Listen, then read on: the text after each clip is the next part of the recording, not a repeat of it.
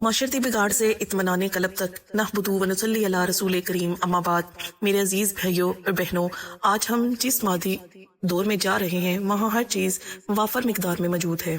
अच्छे खाने हैं, आलीशान मकान हैं, तेज़ रफ्तार गाड़ियाँ हैं और राब्ते के लिए जदीद तरीन टेक्नोलॉजी है। लेकिन इन सब के बावजूद अगर किसी चीज़ का कहत है तो वो सुकून। आज अमीर हो या गरीब, हर शख्स की जुबान पर एक ही शिकवा है कि दिल बेचैन है। आज की बेसुकूनी का सबसे बड़ा मरकज हमारे हाथों में मौजूद है। ये मोबाइल फोन है। सोशल मीडिया ने हमें अपनों से दूर और बेगानों के करीब कर दिया है। हम दस्तरखान पर बैठे होते हैं लेकिन हमारा जहन कहीं और होता है। हम दूसरों की अपलोड की हुई तस्वीर देखकर ये फर्ज कर लेते हैं कि इनकी जिंदगी में कोई दुख नहीं और फिर अपनी नेमतों को हकीर समझने लगते हैं। ये हसद और मुकाबलाबाजी का जहर हमारे दिलों को बंजर कर रहा है। हमने दूसरों को दिखाने के लिए जीना शुरू कर दिया है, जबकि सुकून अपनी जिंदगी हकीकत को तस्लीम करने में था। याद रखें, जो वक्त आपकी स्क्रीन पर जाया कर रहे हैं वही वक्त अगर आप अपने घर वालों को देते तो आज आपका घर खुशियों का गहवारा होता।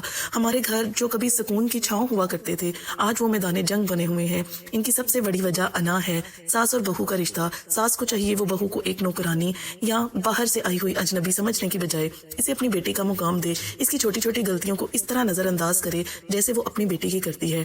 दूसरी तरफ बहू को ये समझना चाहिए कि जिस सास ने अपना लख्ते जिगर इसे सौंप दिया, इसका एहतराम और खिदमत इस पर लाजिम है।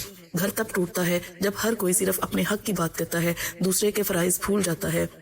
अक्सर घर का माहौल को बिगाड़ने का में ईंधन का काम करती हैं और वो होती हैं नंदे। इन्हें ये एहसास होना चाहिए कि कल वो भी किसी के घर की बहू बनकर जाएंगी। अगर वो आज अपनी भाभी के लिए कांटे बोएंगी तो कल इन्हें खुद भी कांटों पर चलना पड़ेगा। घर में सुकून तब आएगा जब हम खामोश रहना और माफ करना सीखेंगे। जुबान एक कड़वी बात पूरे घर के सुकून को गारत कर देती है। आज का सबसे बड़ा अलमिया औलाद की बेरा रवादारी और सुकून है। वालिदैन परेशान है कि बच्चे कहना नहीं मानते, बदतमीज हो गए हैं। लेकिन जरा अगर गिरेबान में झांक कर देखें, क्या हमने इन्हें वो माहौल दिया जहां वो दीन सीख सकें? जब घर में बाप माँ पर चिल्लाता हो और माँ सास की बुराइयां करती हो तो इस माहौल में पलने वाली औलाद कभी बाअदब नहीं हो सकती। हमने इन्हें ट्यूशन, कंप्यूटर, मोबाइल तो दे दिए मगर मसला नहीं दिया।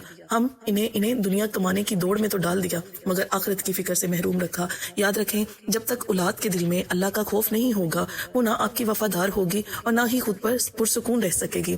राहते कल्ब का नुस्खा क्या है मेरे अजीजों? सुकून बाजार से खरीदने वाली चीज नहीं है, ये तो अल्लाह की नेमत है जो अपने जाकिर बंदों के दिलों में उतारता है। कुरान पाक में इरशाद बारी ताला है, अगर आप चाहते हैं कि आपके घर से लड़ाइयां खत्म हो तो नमाज की पाबंदी करें। जिस घर में सजदे होते हैं वहाँ अल्लाह की रहमत बरसती है। रोजाना चाहिए एक रकू ही क्यों ना हो तर्जमे के साथ पढ़ें। कुरान की आवाज से शैतानी कुव्वतें भागती हैं। बात करने से पहले सोचें कि आप क्या अल्फाज किसका दिल तो नहीं दुखा रहे। जो अल्लाह ने दिया है इस पर राजी हो जाएं। दूसरों को देखा देखी अपनी जिंदगी को मुश्किल में ना डालें।